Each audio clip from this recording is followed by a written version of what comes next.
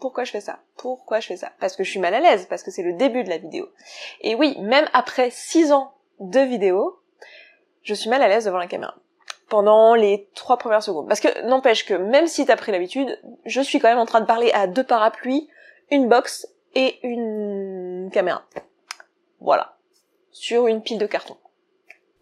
Cette vidéo, j'ai déjà filmée. Et elle durait 2 heures. Et ça a été un merdier à monter au point que je me suis dit, ok, j'arrête, je refilme ça, je trie les commentaires et je m'arrange pour pas avoir plusieurs fois la même question. Et voilà, je fais ça professionnellement, quoi. Voilà, j'aurais dû faire ça dès le début. Cette FAQ, c'est une FAQ à l'occasion des 6 ans de la chaîne parce que sur cette chaîne-là, la première vidéo a été publiée le 12 novembre 2012. Donc, on va avoir 6 ans, les gars. Un beau bébé. Voilà, 6 ans.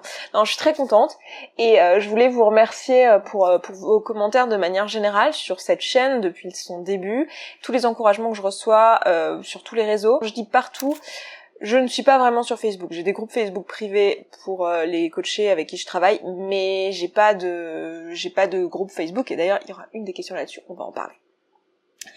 Donc bah écoutez, on va y aller, j'ai divisé cette vidéo en 2 parties, du coup je ne réponds pas à tous les commentaires et j'en suis vraiment désolée, donc si vous avez posté un commentaire avec une question ou même sans question, parce qu'il y en a qui ont posté des commentaires sans question pour remercier la chaîne et ce que ça leur a apporté dans leur vie, merci beaucoup à vous, vraiment, mais vraiment sincèrement du fond du cœur, merci pour l'attention que vous portez au travail que je fais et dans les commentaires que je vais lire aujourd'hui, je vais vraiment lire que les questions et en général c'est entouré de jolis mots d'amour. Alors merci pour ça, je les ai lus, ça me touche et je suis désolée de pas les relire mais c'est juste pour une volonté de concision et de pouvoir répondre à un maximum de questions, je suis sûre que vous comprendrez.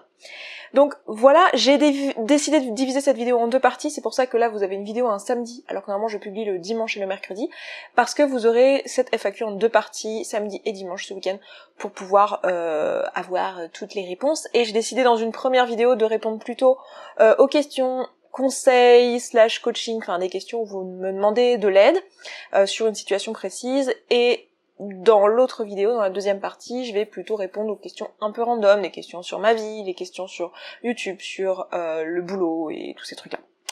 Voilà. Donc on est parti, j'ai les questions sous les yeux et normalement je suis bien organisée. Yay! Et ça devrait pas déborder de trop. On aura quand même 2 grosses vidéos, mais voilà, j'ai sélectionné 10 à 15 commentaires par vidéo, donc ça reste beaucoup quand même. Donc première question, elle vient de Lydie qui me dit « Je viens de perdre mon travail avec une belle place, donc télétravail, bon salaire, package salarial, etc. pour cause de faillite de la société.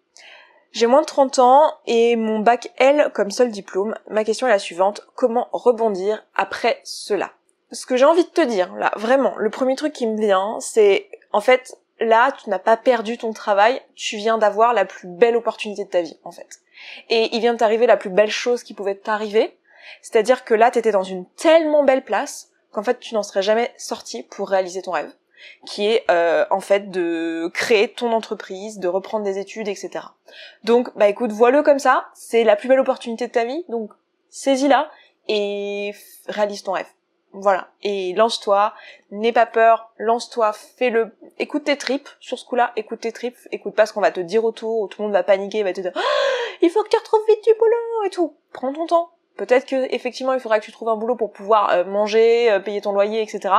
Mais peut-être qu'un mi-temps suffirait, ou peut-être que tu vas pouvoir trouver un boulot dans un domaine qui va pouvoir t'aider dans ton projet professionnel. T'en sais rien, réfléchis à ça et prends ça comme une opportunité. Ensuite, la question suivante, c'était Alexis qui me demandait que faire face à un parent toxique, une mère en particulier. Écoute, Alexis, je te comprends totalement d'être perdu dans cette situation-là parce que c'est un truc qui est pas évident. J'ai fait un podcast sur le sujet où je parle vraiment de ça, de comment gérer les situations où on a des personnes toxiques autour de nous. Je te mettrai le lien dans le i, et si ça passe pas dans le i, je te le mettrai dans la barre d'infos de toute façon. Je te recommande vraiment d'aller écouter ce podcast-là parce que je pense qu'il peut t'aider. Et en quelques mots, ici, tu as 2 solutions. Soit tu arrives, toi, parce que tu es à un bon endroit émotionnellement, tu arrives à faire un barrage sur les pensées de la personne en face et sur ce qu'elle te dit, ce qui est pas évident à faire. Soit pour un temps, pour pouvoir te protéger, bah tu enlèves la circonstance. C'est-à-dire que tu te mets à distance de la personne qui t'est toxique. si c'est possible dans tes circonstances, parce que si t'es adolescent par exemple et que t'es chez tes parents, je sais pas quel âge tu as, c'est un peu compliqué de le faire, mais dans ce cas, t'auras un peu plus de choses concrètes et plus profondes dans le podcast. Donc je t'encourage à aller écouter le podcast. Question suivante, comment gérer les remarques négatives liées à l'argent et à nos prix quand on est entrepreneur? Ah, ça c'est génial comme question, je trouve. Merci Laura, Laura Nathalie. Et j'adore ton pseudo badass introverti. Je trouve ça trop bien. J'adore le mot badass, je l'utilise tout le temps dans la vie. Et en fait, je me rends compte que j'utilise pas autant que ça dans les vidéos, mais c'est un mot que j'adore. Alors déjà, ce que je te dirais, première chose, c'est d'être au clair avec ton prix. Et de savoir pourquoi tu choisis ce prix-là et de ne pas choisir ton prix en fonction, avec la peur de ce que les autres vont penser et des remarques que tu pourrais avoir, mais vraiment de choisir ton prix en fonction de ce que tu ressens comme juste par rapport au produit que tu proposes. Donc c'est vraiment juste propre à toi et à ce que tu apportes aux personnes avec le produit que tu as à vendre. Donc c'est vraiment, ça dépend beaucoup de là où tu te trouves et de la transformation que tu es capable d'apporter dans les personnes que tu vas certainement coacher. J'imagine que c'est du coaching, mais je ne suis pas sûre en fait, j'ai juste imaginé ça en voyant ton pseudo. Et dis-toi que y a beaucoup de personnes qui vont pas voir ça et qui en fait quand ils vont aller voir ton prix, ils vont se dire tel prix pour un e-book ou tel prix pour 3 vidéos ou tel prix pour une journée. En fait, ils vont voir ça un peu en termes de quantité de trucs. Sauf que faut se rappeler que c'est comme c'est comme quand t'achètes un maillot de bain, t'achètes pas le maillot de bain au nombre de tissus, t'achètes le maillot de bain au design, à ce que ça t'apporte, à ce que au coup de cœur. Enfin, c'est ça qui fait que t'achètes le maillot de bain. C'est sûr que si tu vois un maillot de bain à 100 €, tu te dis il y a pas pour 100 € de tissu. Et oui, effectivement, il y a pas pour 100 € de tissu. Parce que ce n'est pas le tissu que t'achètes. Là, c'est la même chose. Quand quelqu'un achète un produit en ligne ou un coaching avec toi, ou n'importe quel autre produit, ça peut être un atelier, ça peut être une conférence, ça peut être plein de choses, un service que tu rends, ce que tu achètes c'est le service, c'est ce que ça t'apporte et pas le truc en lui-même et le temps avec toi. Donc remarque-le, parce que parfois les personnes qui vont te faire des remarques, en fait elles voient juste pas ça et c'est pas grave, tu vois, c'est juste que vous êtes pas sur la même longueur d'onde. Et le deuxième conseil que je te donnerais, qui est je pense le plus important, c'est de te faire coacher. Si tu as une entreprise, fais-toi coacher, parce que ce qui va faire que ton entreprise va réussir ou pas, c'est l'état d'esprit dans lequel tu es et les pensées que tu as. Et c'est hyper important, et je pense, moi je le pense sincèrement, après j'ai forcément mon biais de coach, prends tout ça avec des pincettes, parce que forcément, comme moi je crois à fond au coaching, sinon je ferais pas ce métier, j'ai forcément un biais, mais je pense vraiment sincèrement que ça devrait être le premier pôle de dépenses dans une entreprise, le coaching et le consulting. Je pense que c'est vraiment les choses qui te permettent de prendre du recul et de prendre les bonnes décisions et de faire les choses qui sont en accord avec tes valeurs et de pas être pris par des peurs et de faire des décisions qui soient pas en fait en accord avec les valeurs de ton entreprise et ce que tu veux véhiculer, les produits que tu as vraiment envie d'apporter et ce que tu as vraiment envie de vendre. Donc vraiment fais-toi coacher, et si tu te fais coacher, tu n'auras plus besoin de te poser ce genre de questions parce que tu sauras très bien où est ton prix et tu seras pas affecté par les commentaires à ce propos-là. Pardon. J'essaye de parler vite pour pas faire trop long, mais en fait ça doit être insupportable à écouter, donc je vais ralentir. Stéphane ensuite me demande, selon toi, nos piliers qui nous sécurisent au quotidien peuvent-ils être un frein dans notre vie ? Donc comme changer de travail, changer de pays, etc. Et par pilier, il entend la famille, le couple, le confort. Oui, clairement. Et je pense que si tu poses la question, c'est que tu sais la réponse. C'est qu'en fait, effectivement, tout ça, c'est des choses qui nous sécurisent et c'est assez difficile de prendre des risques, en fait, de manière générale, parce que ça fait peur. Donc ça va être important de le faire, et tu me demandes un peu plus tard dans ta question si c'est une question de confiance en toi. En fait, c'est surtout une question de bien te connaître. C'est-à-dire que si tu te connais bien et si tu sais quelles sont tes valeurs, quels sont tes besoins, quelle est la contribution que tu as envie d'avoir, qu'est-ce que tu as envie de faire dans ta vie, qu'est-ce qui va te rendre heureux, qu'est-ce qui va faire que tu vas créer des choses belles autour de toi, une fois que tu sais bien ça, en fait, t'as plus tellement de difficultés à te lancer. Ça veut pas dire que t'as plus peur, mais tu sais que c'est la bonne chose. Du coup, tu peux passer au-delà de cette peur assez facilement. Assez facilement avec des gros guillemets quand même. Voilà, on est quand même des humains et c'est normal qu'on ait peur de ne pas être en sécurité, parce que notre cerveau, encore une fois, il s'en fout de savoir si on est heureux. Lui, il a juste envie de nous maintenir en vie. Et c'est comme ça que ça se manifeste, par la peur. Ensuite, j'ai Margaret qui me demande, je me demandais si tu aurais des conseils pour aider mon copain qui fait de l'anxiété sociale. J'avoue que je sais jamais comment trop me comporter et comment être présente pour lui quand ses angoisses prennent le dessus. Vous êtes plusieurs à m'avoir posé ce type de questions, comment gérer les angoisses, les crises d'angoisse, comment gérer le fait qu'on a un ami ou une personne de notre famille qui a des angoisses, des crises d'angoisse.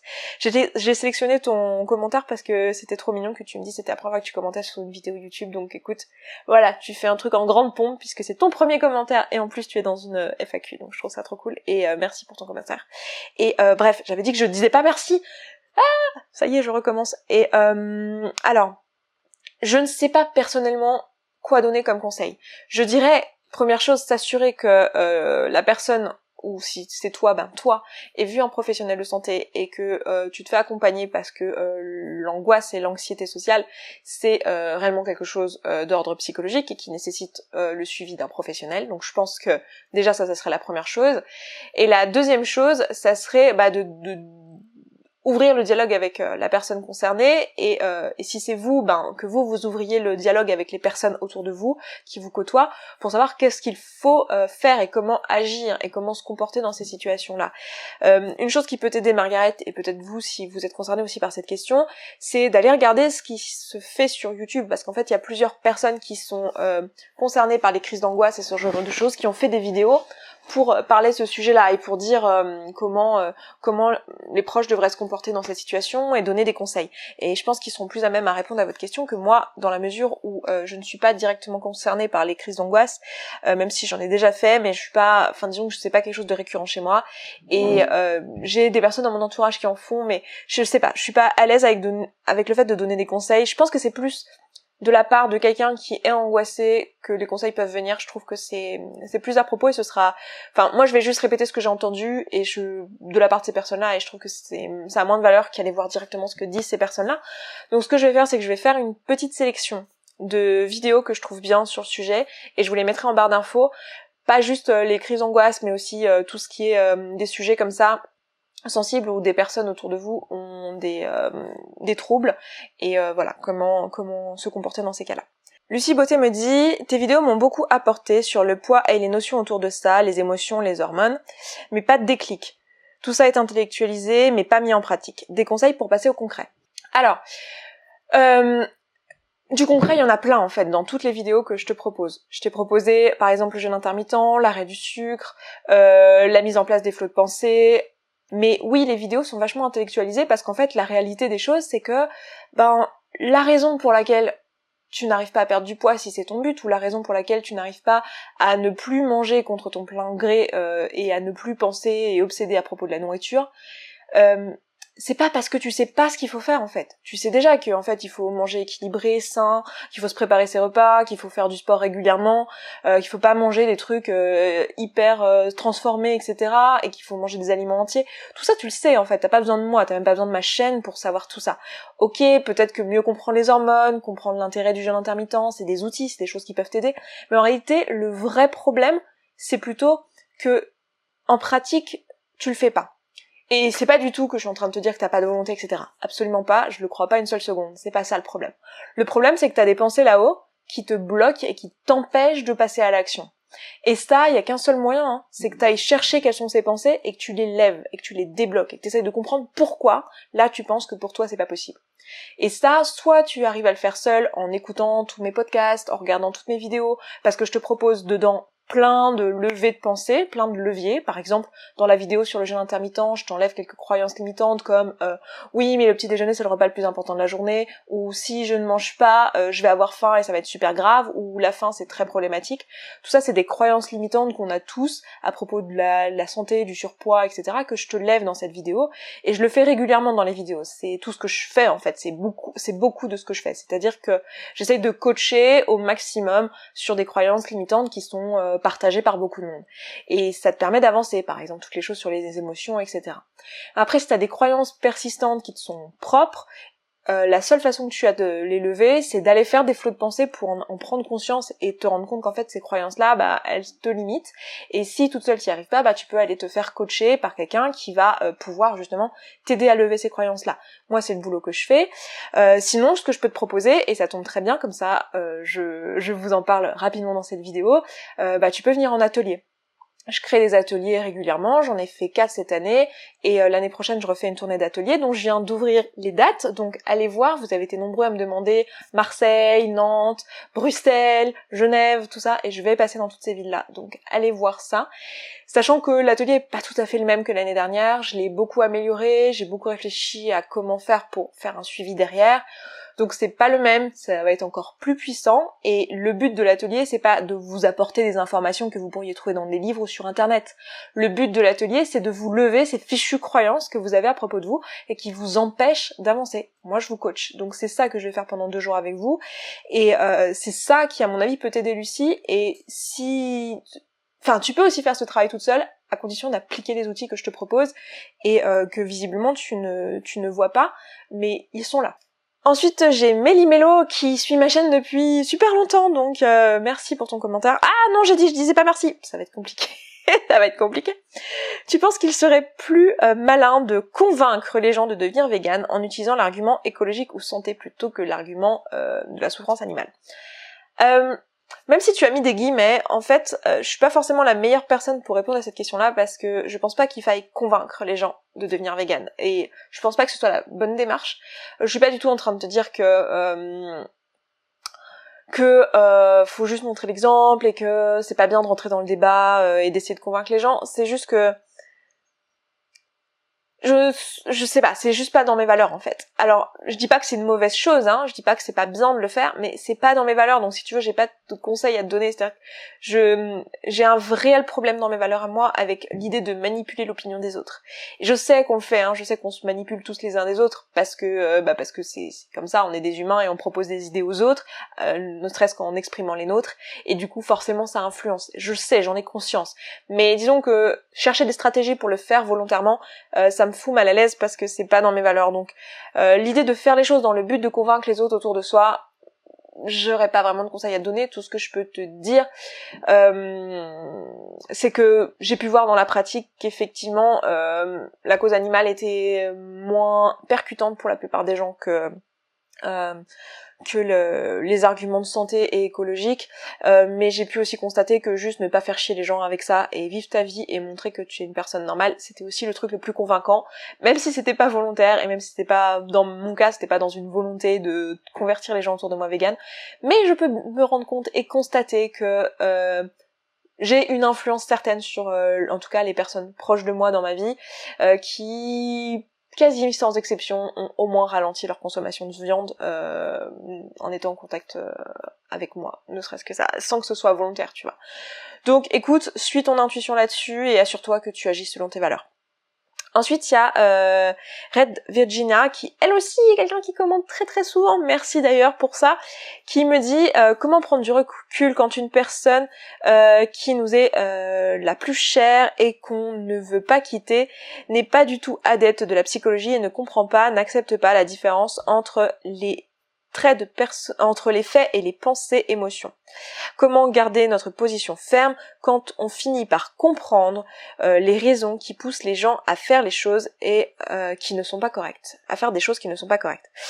Alors c'est compliqué pour moi de répondre à cette question parce que en fait, les gens ont le droit de penser ce qu'ils veulent. Et c'est compliqué à entendre, tu vois, parce que quand tu es un peu branché développement personnel, ou quand tu es un peu branché lutte sociale et déconstruction, et voilà, et que tu essaies de comprendre ton environnement, de comprendre les discriminations sociales, de comprendre tout ça, en fait, de comprendre le lien entre tes émotions, tes pensées, et voilà, et que tu t'intéresses à toutes ces choses-là qui sont liées à la psychologie et la sociologie, en fait, tu peux assez rapidement avoir l'impression d'être un peu au-dessus des autres, dans le sens où tu te dis « Ah, moi j'ai une vision et une compréhension du monde qui est un peu là par rapport aux autres qui ne sont pas ouverts, en fait. » Et moi, je suis pas du tout à l'aise avec ça, parce que je pense que quelqu'un qui ne s'est pas instruit, qui n'a pas envie de... Enfin, qui s'intéresse pas à tous ces trucs-là, n'en reste pas moins un être humain avec des pensées et des croyances qui lui sont propres et qui dans son monde sont légitimes. Et je sais que c'est chiant et je suis pas d'accord avec ça tout le temps, c'est-à-dire que je trouve que c'est un sujet délicat en fait. C'est difficile de dire à quelqu'un non mais t'as pas le droit de penser ça. Simplement la seule chose que tu peux lui faire c'est lui expliquer pourquoi tu penses que c'est faux et c'est tout. Et dans le cadre des questions de émotions, pensées, etc., donc pas dans le cadre des luttes sociales mais vraiment dans le cadre de ce qu'elles pensent et le lien avec leurs émotions, souvent les personnes ont juste peur parce que c'est une identité qu'elles se sont créées. Et donc faut reconnaître ça et comprendre qu'en fait c'est normal, tu vois. C'est normal parce que là t'arrives avec tes grands sabots et tu leur dis non mais en fait tu dis de la merde et tout ce que tu crois c'est faux à propos de la réalité. C'est hyper violent. Donc voilà, et les gens ont le droit de pas avoir envie en fait de s'intéresser à ces questions de psychologie, etc. Et j'ai envie de te dire, si ça te pose problème d'être avec quelqu'un comme ça à long terme parce que c'est trop important pour toi, ben t'auras forcément un choix à faire à un moment donné qui sera pas évident. Voilà. Je m'arrête là pour cette première partie et puis on se retrouve demain dans la partie suivante où je vais répondre à des questions un peu plus random et ce sera un peu moins deep qu'aujourd'hui. Non pas que c'était super deep mais voilà, on se comprend quoi. À demain, ciao ciao.